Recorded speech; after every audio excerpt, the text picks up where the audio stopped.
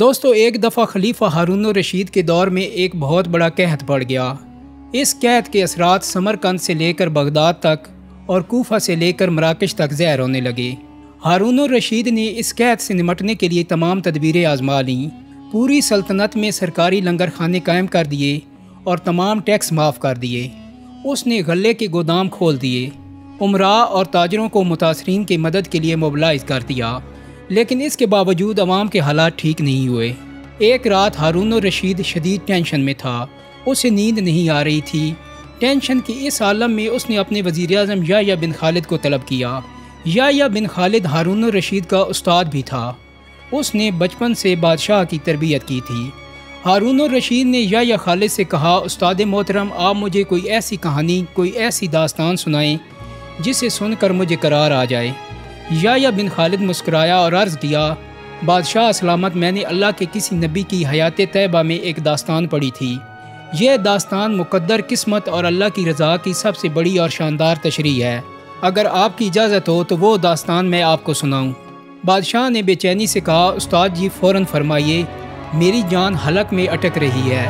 یحییٰ خالد نے عرض کیا کہ کسی جنگل میں ایک بندریا سفر کے لیے روانہ ہونے لگی۔ اس کا ایک بچہ تھا، وہ بچے کو ساتھ نہیں لے جا سکتی تھی، چنانچہ وہ شیر کے پاس گئی اور اس سے عرض کیا، جناب آپ جنگل کے بادشاہ ہیں، میں سفر پر روانہ ہونے لگی ہوں، میری خواہش ہے آپ میرے بچے کی حفاظت اپنے ذمہ لے لیں۔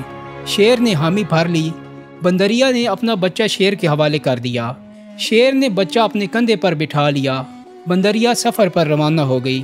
اب شیر روزانہ بندر کے بچے کو کندھے پر بٹھاتا اور جنگل میں اپنے روزمرہ کے کام کرتا۔ ایک دن وہ جنگل میں گھوم رہا تھا کہ اچانک آسمان سے ایک چیل نے غوطہ لگایا، شیر کے قریب پہنچی، بندریا کا بچہ اٹھایا اور آسمان میں گم ہو گئی۔ شیر جنگل میں بھاگا دوڑا لیکن وہ چیل کو نہ پکڑ سکا۔ یحییٰ خالد رکا، اس نے سانس لی اور خلیفہ ہارون الرشید سے عرض کی، بادشاہ سلامت، چند دن بعد بندریا واپس آئی اور شیر سے اپنے بچے کا مطالبہ کر دیا۔ شیر نے شرمندگی سے جواب دیا، تمہارا بچہ تو چیل لے گئی ہے۔ بندریا کو غصہ آ گیا اور اس نے چلا کر کہا، تم کیسے بادشاہ ہو؟ تم ایک امانت کی حفاظت نہیں کر سکے، تم اس سارے جنگل کا نظام کیسے چلاؤ گے؟ شیر نے افسوس سے سر ہلایا اور بولا، میں زمین کا بادشاہ ہوں، اگر زمین سے کوئی آفت تمہارے بچے کی طرف بڑھتی تو میں اسے روک لیتا، لیکن یہ آفت آسمان سے اتری تھی اور آسمان کی آفتیں صرف اور صرف آسمان والا ہی روک سکتا ہے۔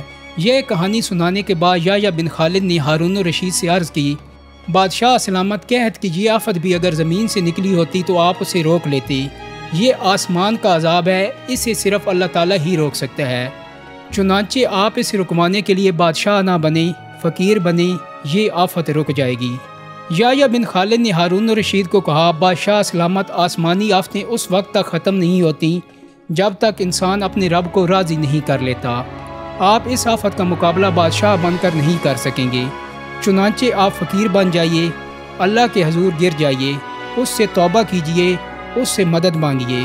دنیا کے تمام مسائل اور ان کے حل کے درمیان صرف اتنا فاصلہ ہوتا ہے جتنا ماتھے اور جا نماز میں ہوتا ہے، لیکن افسوس ہم اپنے مسائل کے حل کے لیے 7 سمندر پار تو جا سکتے ہیں، لیکن ماتھے اور جائے نماز کے درمیان موجودہ چند انچ کا فاصلہ طے نہیں کر سکتے۔ دوستو، امید کرتا ہوں کہ ویڈیو آپ کو ضرور پسند آئی ہوگی۔ اگر ویڈیو اچھی لگی ہے تو اس کو لائک اور شیئر کر دیں۔ میرے چینل کو سبسکرائب کرنے کے ساتھ ساتھ بیل آئیکن کو بھی کلک کر دیں تاکہ آپ کو میری آنے والی مزید ویڈیوز کے نوٹیفیکیشن ملتے رہیں۔